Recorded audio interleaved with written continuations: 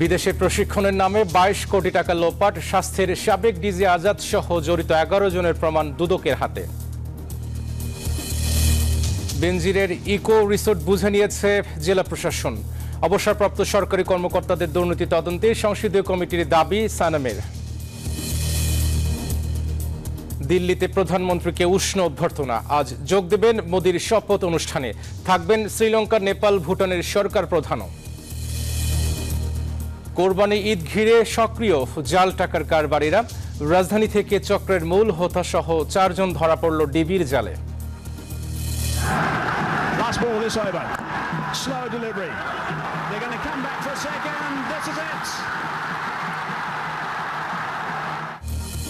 এবং সহজ ম্যাচ কঠিন করে জিতে টি-20 বিশ্বকাপে বাংলাদেশের শুভ সূচনা, যুক্তরাষ্ট্র ছাপিয়ে ঢাকায় জয়ের উচ্ছ্বাস।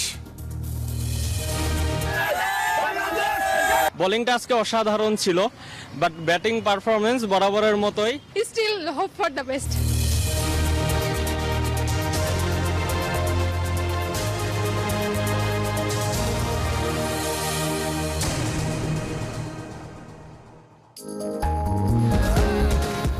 রেইনবো পেইন্টস, ছড়াও জীবনের রং।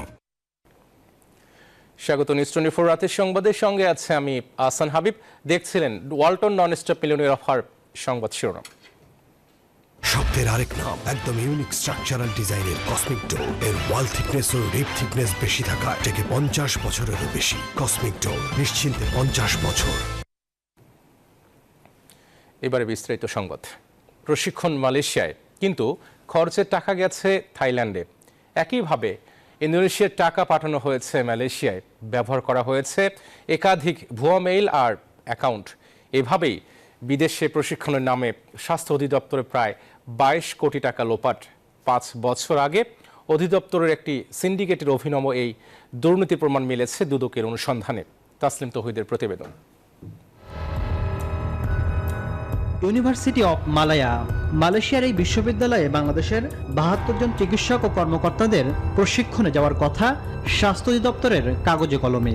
প্রশিক্ষণ বাবদ খরচ 1,90,00,000 টাকা, অথচ সেই টাকা পাঠানো হয়েছে থাইল্যান্ডের থামাসট ইউনিভার্সিটির ব্যাংক অ্যাকাউন্টে। দুদকের অনুসন্ধান বলছে, প্রথমে মালায়া ইউনিভার্সিটির নামে ভুয়া মেইল তৈরি, পরবর্তীতে থামাসট ইউনিভার্সিটিতে টাকা প্রেরণ, যেখানে ফ্যাকাল্টি সদস্য শেখ আলতাফুর রহমান, যিনি সাবেক স্বাস্থ্যমন্ত্রী জাহিদ মালিকের এপিএস আরিফুর রহমানের ভাই। পরে সেই টাকা লোপাট করা হয়। একইভাবে 42 জনকে মালয়েশিয়ার মাহসা ইউনিভার্সিটিতে প্রশিক্ষণে কথা বললেও দুদক বলছে সেখানে প্রশিক্ষণ হয়নি। তবে ভুয়া অ্যাকাউন্টে 70 লাখ টাকারও বেশি অর্থ বাংলাদেশ ব্যাংকের মাধ্যমে নিয়ে যাওয়া হয়। শুধু এই 2 ঘটনা নয়, 2018-19 অর্থ বছরে স্বাস্থ্য অধিদপ্তরের চিকিৎসা, শিক্ষা ও জনশক্তি উন্নয়ন শাখায় বিদেশে প্রশিক্ষণের নামে এরকম 7টি জালিয়াতির ঘটনা উঠে আসে দুদকের অনুসন্ধানে। 426 জনের প্রশিক্ষণের নামে 21,72,00,000 টাকা আত্মসাতের অভিযোগে অধিদপ্তরের তৎকালীন ডিজি আবুল কালাম আজাদ সহ 11 জনের সম্পৃক্ততা পেয়েছে। 4টি দেশে ভুয়া প্রতিষ্ঠানের নামে আলাদাভাবে এই টাকা পাঠানো হয়।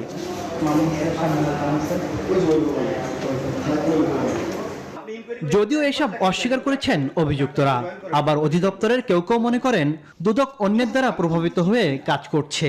সব কিছুর জন্য দুদক দায়ী, ওই হাসান ফেরদৌস দায়ী, আপনার সাংবাদিকরা দায়ী। আপনারা সাংবাদিক, আপনি না, আপনার সাংবাদিকরা দায়ী। যে সুইপ কোড ওরা পাঠানো হয়েছে ইউনিভার্সিটি, আমরা সেই সুইপ কোডের মাধ্যমেই এজি অফিস হয়ে বাংলাদেশ ব্যাংকের মধ্যে অনলাইনে টাকাটা পাঠানো হয়েছে।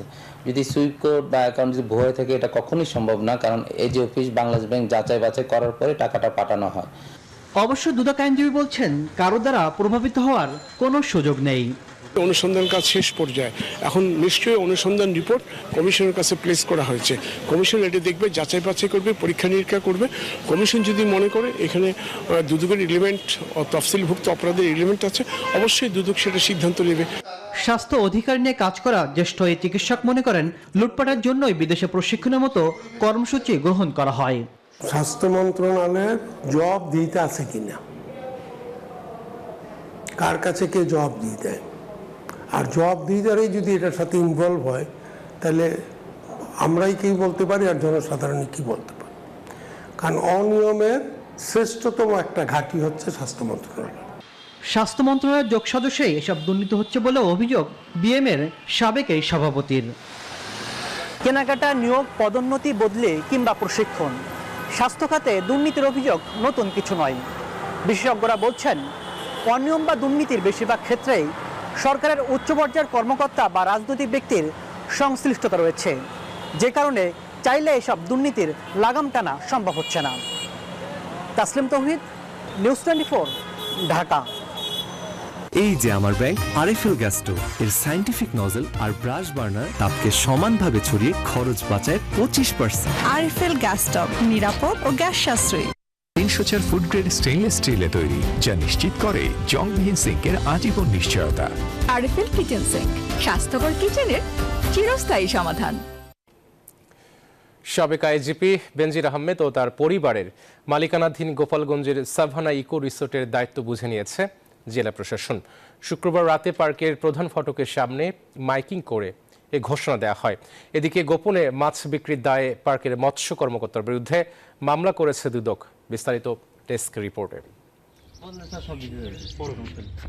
আদালতের নির্দেশে সাভানা রিসোর্ট জব্দের আদেশ থাকার পরও শুক্রবার বিকেলে বেনজিরের কর্মচারীরা পার্কের অভ্যন্তরের 20 একরের ঘের থেকে গোপনে মাছ ধরছে এমন খবরে দুদকের একটি টিম সেখানে অভিযান চালিয়ে হাতে নাতে আটক করে তাদের।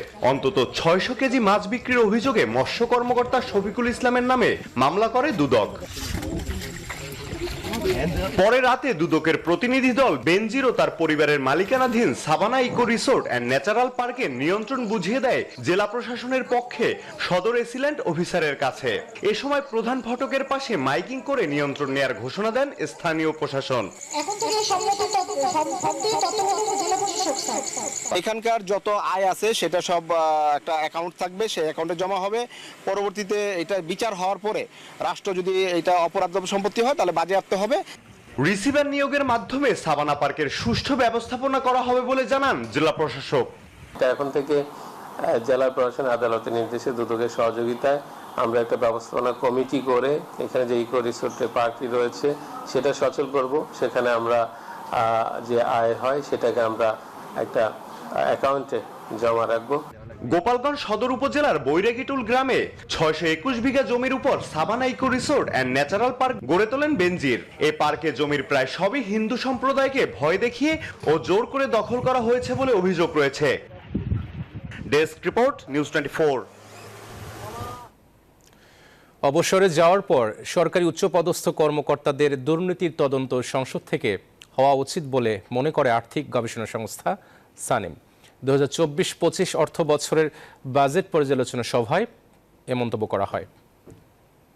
পদে আসীন কিছু কিছু ব্যক্তির ক্ষেত্রে আমরা যে তারা রিটায়ার করে যাওয়ার পরে তাদের যে দুর্নীতি চিত্র আমরা দেখছি, এবং এটা কি প্রশ্ন হচ্ছে আমাদের যে এটা কি আসলেই টিপ অফ দ্য আইসবার্গ কিনা। এই ব্যাপারে কি আমরা এক ধরনের প্রপার ইনভেস্টিগেশন আমরা চাইতে পারি না। আমরা জানি দুর্নীতি দমন কমিশন তারা করছেন, কিন্তু এক ধরনের একটা পার্লামেন্ট থেকে একটা প্রপার ইনভেস্টিগেশন, একটা পার্লামেন্টারি কমিটি করা যায় কিনা দুর্নীতি বিরোধী। তাহলে কিন্তু আমরা এই কমিটমেন্টটা দেখতে পাবো সরকারের পক্ষ থেকে, যেটা আমরা বলছি রাজনৈতিক সদিচ্ছা, যে দুর্নীতির বিরুদ্ধে একটা যুদ্ধ ঘোষণা করার মতো। এই ঈদে কনকা হাইকোর নির্দিষ্ট পণ্য কিনে ঘষা দিন স্ক্র্যাচ কার্ডে, জিতুন গোল্ড জুয়েলারি আর আকর্ষণীয় সব নিশ্চিত উপহার। ভারতের প্রধানমন্ত্রী হিসেবে নরেন্দ্র মোদীর শপথ অনুষ্ঠানে যোগ দিতে নয়াদিল্লিতে অবস্থান করছেন প্রধানমন্ত্রী শেখ হাসিনা। নয়াদিল্লি পৌঁছালে G20 ইন্ডিয়া সম্মেলনের সচিব মুকেশ পরদেশি প্রধানমন্ত্রীকে অভ্যর্থনা জানান। ছিলেন বাংলাদেশে নিযুক্ত হাই কমিশনার প্রণয় ভার্মা। প্রধানমন্ত্রী শেখ হাসিনাকে ভারতীয় রীতি মেনে উষ্ণ অভিবাদন জানানো হয়। এই সফর বাংলাদেশ ও ভারতের মধ্যকার সম্পর্কের আরও এক মাইলফলক হিসেবে জায়গা করে নেবে বলে মন্তব্য করেছেন ভারতের পররাষ্ট্র মন্ত্রণালয়ের মুখপাত্র রণধীর জয়সওয়াল। সফরে দুই প্রধানমন্ত্রীর মধ্যে একান্ত বৈঠক হওয়ার কথা রয়েছে।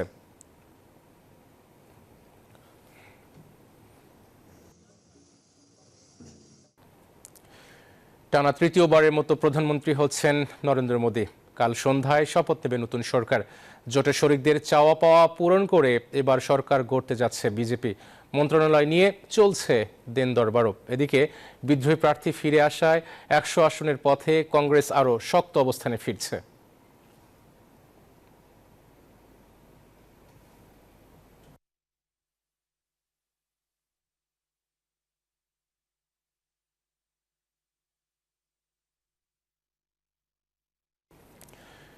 টানা 15 বছর ধরে জাল টাকা তৈরি করছিল লিয়াকত হোসেন জাকির। অবশেষে রাজধানীর যাত্রাবাড়ি দনিয়ায় অভিযান চালিয়ে চক্রের মূল হোতা জাকির সহ 4 জনকে গ্রেপ্তার করেছে ডিবি। এ সময় বিপুল পরিমাণ জাল নোট ও টাকা তৈরির সরঞ্জাম উদ্ধার করা হয়। পুলিশ জানায় প্রায় 2 কোটি টাকার জাল নোট ছড়িয়ে দেওয়ার প্রস্তুতি নিয়েছিল চক্রটি। কম্পিউটার প্রিন্টার থেকে বেরিয়ে আসছে একের পর এক টাকা, তবে 1000 টাকার এসব নোটই জাল। শুধু তাই নয়, বাসার আলমারি ওয়ার্ড্রপে 1200-500 টাকার প্রায় 1.5 কোটি জাল টাকার নোট। 15 কর্মী নিয়ে জাল টাকার রমরমা ব্যবসা লিয়াকত হোসেন জাকিরের। ঈদ ঘিরে প্রস্তুতির একদম শেষ পর্যায়ে ডিবির জালে ধরা পড়ে যান জাল নোট সিন্ডিকেটের অন্যতম হোতা জাকির। যাত্রাবাড়ির দনিয়ার একটি বাসায় অভিযান চালিয়ে আটক করা হয় তাকে। জাকির নিজের মুখে স্বীকার করেন, জাল টাকা ছাড়াও ভারতীয় মুদ্রা রুপিও ছাপিয়েছিলেন তিনি। আমার কাছ থেকে যারা কিনে নেয় তারা নিয়ে কিভাবে বাজারজাত করে এটা সম্পর্কে আমি ধারণা দিতে পারবো। কিন্তু এসে ডিবির জালে আটক হন 2 নারীও। ভালো টাকার মোড়কে কিছু মন্দ টাকাও দিয়ে দেওয়ার টাকে তারা টার্গেট করে এগুলো তৈরি করতে থাকে এবং এটা সমগ্র বাংলাদেশ ব্যাপী তারা বিপণনের চেষ্টা করে। আমি মনে করি প্রত্যেকটা গরুর হাটে যেন যে জাল টাকা নিরূপণের মেশিন যেন থাকে, একটু খেয়াল রাখতে হবে। এই ঈদকে ঘিরে প্রচুর জাম থাকে, সেই জামের মধ্যে তারা ঢুকে এভাবে জিনিসপত্র নিয়ে যাচ্ছে। এরকম ভাবে আমাদের মনে করি সবাইকে অ্যালার্ট থাকতে হবে। পুলিশ জানায় গ্রেফতারকৃতদের বিরুদ্ধে দেশের বিভিন্ন থানায় একাধিক মামলা রয়েছে।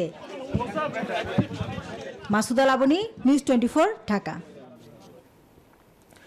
2024-25 অর্থ বছরের প্রস্তাবিত বাজেট বাস্তবসম্মত, সাহসী ও গণমুখী হয়েছে বলে মনে করেন ওবায়দুল কাদের। এই বাজেট উচ্চ মূল্যস্ফীতি নিয়ন্ত্রণ করে দেশকে এগিয়ে নিতে কার্যকর ভূমিকা রাখবে, এমনটা মনে করেন আওয়ামী লীগ সাধারণ সম্পাদক। বঙ্গবন্ধু এভিনিউয়ে দলের কার্যালয়ে প্রস্তাবিত বাজেট নিয়ে আয়োজিত সংবাদ সম্মেলনে তিনি এসব কথা বলেন। আমাদের সময়ে ভিক্ষার জুলুম নিয়ে বাজেট পূর্ববর্তী সময় আমাদের কোনো অর্থমন্ত্রী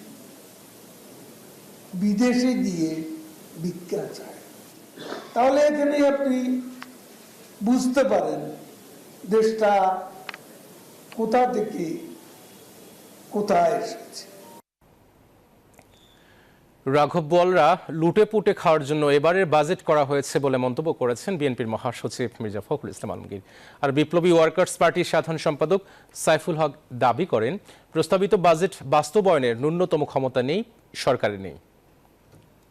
সরকারের মধ্যে চূড়ান্ত একটা বেসামাল পরিস্থিতি, অস্থির অনিশ্চিত পরিস্থিতির দিকে পুরো দেশটাকে সরকার এখন নিয়ে গেছে। নৈতিক কর্তৃত্ব নেই বলে, রাজনৈতিক ক্ষমতা নেই বলে এই বাজেট ও বাস্তবায়নে ন্যূনতম কোনো ক্ষমতা বর্তমান সরকারের নাই। আপনি বাজেট দেখলেই বুঝতে পারবেন যে রাঘব বোয়ালদের লুটে খাওয়ার আরেকটা ব্যবস্থা করেছেন। এটা এই প্রত্যেক বছর একই ঘটনা ঘটছে এবং যারা আপনার অর্থনৈতিক বিশ্লেষক তারা বলছেন যে এটা আপনার শুধুমাত্র ক্ষতি ছাড়া আর কিছু করবে না। নিউজ 24 রাতের সংবাদে নিচ্ছে একটা বিরতি, সাথে থাকুন।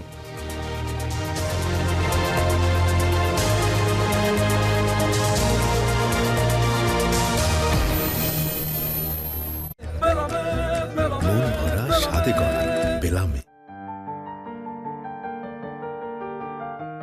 New Zealand Dairy and feel the thrill.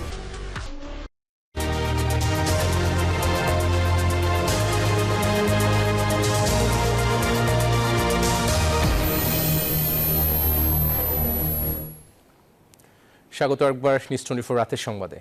Pabna সদর উপজেলায় জহিরুল ইসলাম বাবু ওরফে ডাক বাবু নামে আওয়ামী লীগ নেতাকে গুলি করে হত্যা করেছে দুর্বৃত্তরা। শনিবার রাত 8:30টার দিকে উপজেলার ভাড়ারা ইউনিয়নের নলদাহ নতুন পাড়া এলাকায় এ ঘটনা ঘটে। পুলিশ ও স্থানীয়রা জানান, দোকানে চা খাচ্ছিলেন জহিরুল ইসলাম। এ সময় কয়েকজন দুর্বৃত্ত তাকে লক্ষ্য করে গুলি চালায়। তাকে উদ্ধার করে পাবনা জেনারেল হাসপাতালে নিলে মৃত ঘোষণা করেন চিকিৎসক। ঠিক কী কারণে বা কারা এই হত্যাকাণ্ড ঘটিয়েছে তা জানা যায়নি, তবে ঘটনার তদন্তে নেমেছে পুলিশ।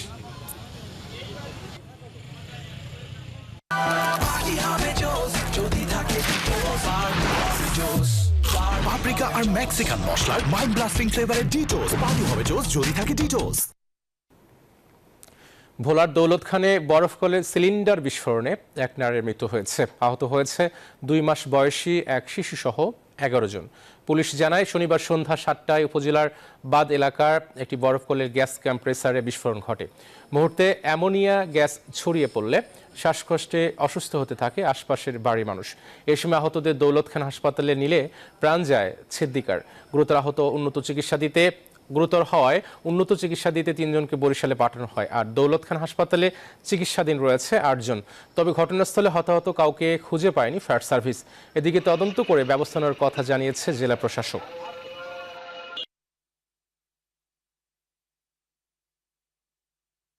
নুডলস খান নাই? তাহলে তো নুডলসই খান নাই। নুডলস খান নাই তো নুডলসই খান নাই। নেত্রকোনায় জঙ্গি আস্তানা সন্দেহে একটি বাড়ি ঘিরে রেখেছে পুলিশ। সদর উপজেলার কাইলাটি ইউনিয়নের ভাষাপাড়া গ্রামে ওই বাড়িটি ডুয়েটের সাবেক প্রফেসর মোহাম্মদ আব্দুল মান্নানের। পুলিশ জানায় বাড়িটি বেশ কিছুদিন ধরে সন্দেহজনক মনে হয়। এরপর থেকে গোয়েন্দা নজরদারিতে রাখা হয় বাড়িটি। তবে বাড়ির ভেতর একটি ফিশারি পুকুর রয়েছে। পুলিশ সুপার মোহাম্মদ ফয়েজ আহমেদ জানিয়েছেন তারা একটি বিদেশি পিস্তল সহ 17 রাউন্ড গুলি পেয়েছে। বাড়ির ভেতর সকালে অভিযান চালাবে এন্টি টেররিজম ইউনিট। ঢাকা থেকে রওনা হয়েছে বোমা নিষ্ক্রিয়কারী দল। গতকালকে রাতে আমরা মোটামুটি কনফার্ম হই এই এলাকাটা, এবং তার ভিত্তিতে আমাদের যে সদর থানার পুলিশ সদস্যরা তারা অভিযান পরিচালনা করে। অভিযানের পরিচালনা আপনারা জেনেছি ইতিমধ্যে যে আমরা একটি বিদেশি পিস্তল, 17 রাউন্ড গুলি, চাঁদা গুলি, এর সাথে প্রশিক্ষণের বিভিন্ন সামগ্রী উদ্ধার করি। সকল ধর্মের মর্মকথা, সবার ঊর্ধ্বে মানবতা স্লোগানে উগ্রবাদ, সাম্প্রদায়িকতা ও ধর্মান্ধতার বিরুদ্ধে করণীয় প্রসঙ্গে আলোচনা সভার আয়োজন করেছে অরাজনৈতিক আন্দোলন হিজবুত তৌহিদ। জাতীয় প্রেস ক্লাবে সাংবাদিক, লেখক, সাহিত্যিক, শিক্ষাবিদ সহ বিভিন্ন ধর্মের প্রতিনিধিত্বকারী ব্যক্তিদের উপস্থিতিতে এ অনুষ্ঠানে আয়োজন করা হয়। বক্তারা বলেন, প্রতিটি ধর্মেই উগ্রপন্থী গোষ্ঠী অপর ধর্মের বিরুদ্ধে বিদ্বেষ প্রচার করে এবং রাজনৈতিক ইন্ধনে পরিস্থিতিকে উত্তপ্ত করে। প্রতিটি ধর্মের অনুসারীদের পরস্পরের প্রতি শ্রদ্ধাবোধ ও ভ্রাতৃত্ববোধ জাগ্রত করতে হিজবুত তৌহিদ চেষ্টা করে যাচ্ছে বলে জানান তারা।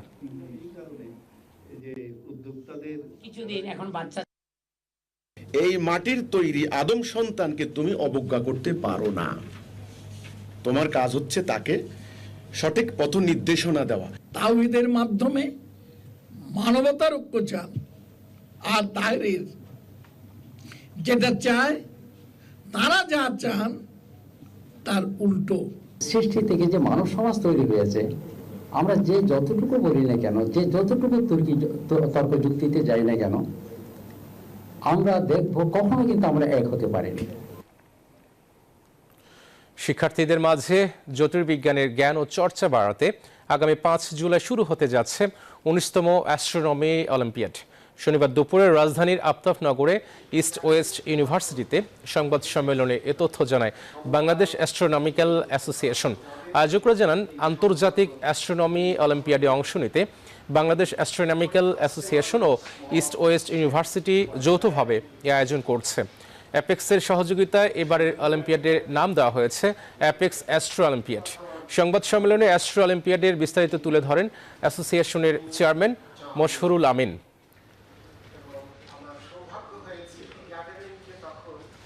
প্রতিষ্ঠার সুবর্ণ জয়ন্তী উদযাপন উপলক্ষে 21 জন ব্যক্তি এবং একটি প্রতিষ্ঠানকে সম্মাননা প্রদান করেছে আলতাফ মাহমুদ সঙ্গীত বিদ্যানিকেতন।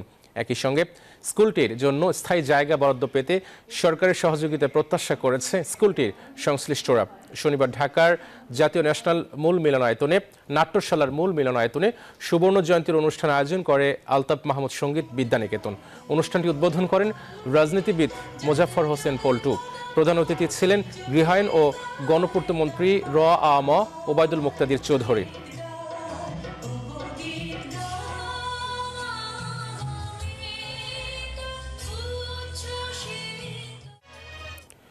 এবার ফার্স্ট সিকিউরিটি ইসলামী ব্যাংক পিএলসি অর্থ বাণিজ্য সংবাদ।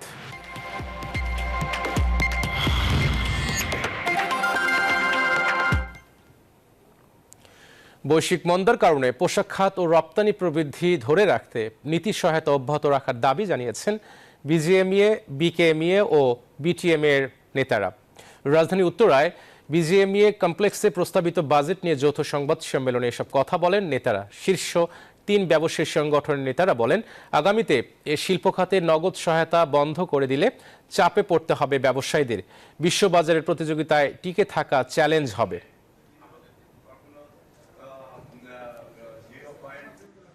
বৈশ্বিক অর্থনৈতিক মন্দার কারণে আজকে চাপটা কিন্তু এখন এসে পড়েছে। গত ঈদে আমাদের 3টি কারখানা বন্ধ হয়েছে, অর্থাৎ 5000 ফ্যাক্টরি থেকে এখন 2200 ফ্যাক্টরি আছে। তাই আমরা সহায়তা চেয়েছি, আপনার যাতে 0.50 আমাদেরকে করা হয়, যে আমাদের সোর্স ট্যাক্সটা। National productivity and quality excellence award 2022 পেয়েছে 6 ক্যাটাগরিতে 21 শিল্প প্রতিষ্ঠান। জাতীয় অর্থনীতিতে শিল্প খাতের অবদানের স্বীকৃতি প্রদান, প্রণোদনা সৃষ্টি এবং সৃজনশীলতাকে উৎসাহিত করা, বেসরকারি খাতে শিল্প স্থাপন, কর্মসংস্থান সৃষ্টি এবং দেশের অর্থনীতিতে গুরুত্বপূর্ণ অবদানের জন্য এই অ্যাওয়ার্ড প্রদান করা হয়েছে। শিল্পমন্ত্রী নুরুল মজিদ মাহমুদ হুমায়ুন রাজধানীর ফরেন সার্ভিস একাডেমির মাল্টিপারপাস হলরুমে এই অ্যাওয়ার্ড প্রদান করেন। শিল্প মন্ত্রণালয়ের আওতাধীন প্রতিষ্ঠান ন্যাশনাল প্রোডাক্টিভিটি অর্গানাইজেশন এই অ্যাওয়ার্ড প্রদান অনুষ্ঠানের আয়োজন করে।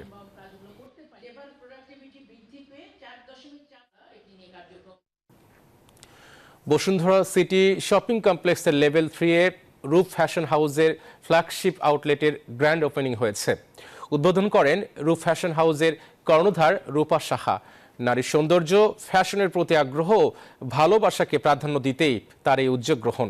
রূপ ফ্যাশন হাউস নারীদের পরিধেয় ও আনুষঙ্গিকের মনোমুগ্ধকর সংগ্রহের মাধ্যমে খুচরা বিক্রয় ক্ষেত্রে বিপ্লব আনতে সবসময় প্রস্তুত। আধুনিক ক্লাসিক ডিজাইনে প্রতিটি পোশাকে উন্নত গুণমান রক্ষা করে সাজানো।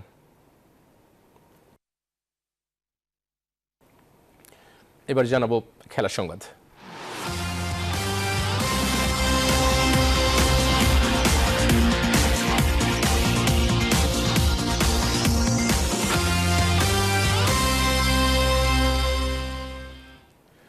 শ্রীলঙ্কাকে 2 উইকেটে হারিয়ে বিশ্বকাপে শুভ সূচনা করল বাংলাদেশ।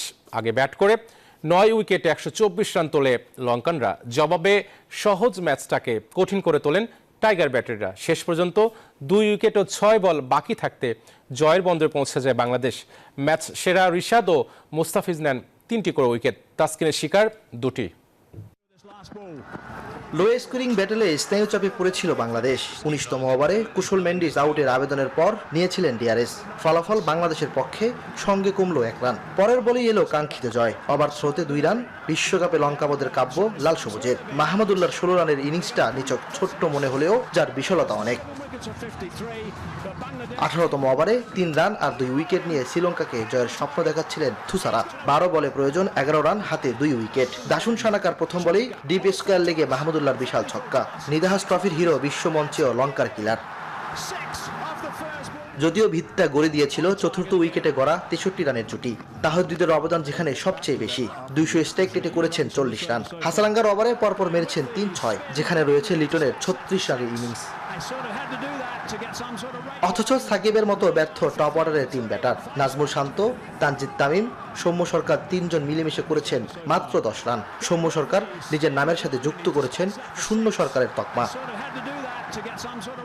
টস জিতে আগে ব্যাট করার সাহস দেখাননি অধিনায়ক নাজমুল শান্ত, তবে সাহসী ছিল লঙ্কান টপ অর্ডার। পাওয়ার প্লেতে 53 রান তুলেছে।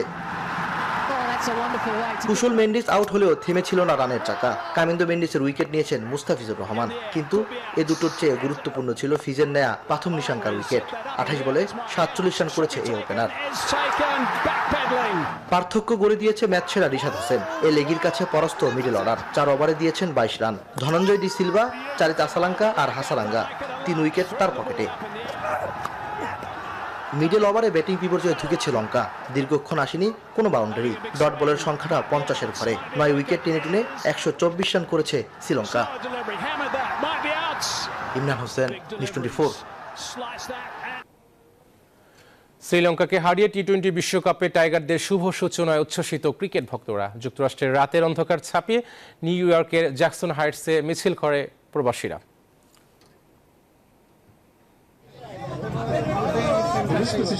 ডালাসে লঙ্কানদের বিপক্ষে টাইগারদের জয়ের রথ পৌঁছে গেল বিশ্বের অভিবাসীদের রাজধানী নিউ ইয়র্কে। রাতের অন্ধকার ছাপিয়ে জ্যাকসন হাইটসে লাল সবুজের জয়গান। হারের বৃত্তে থাকা দলের এমন ফিরে আসা উজ্জীবিত করেছে ভক্ত সমর্থকদের।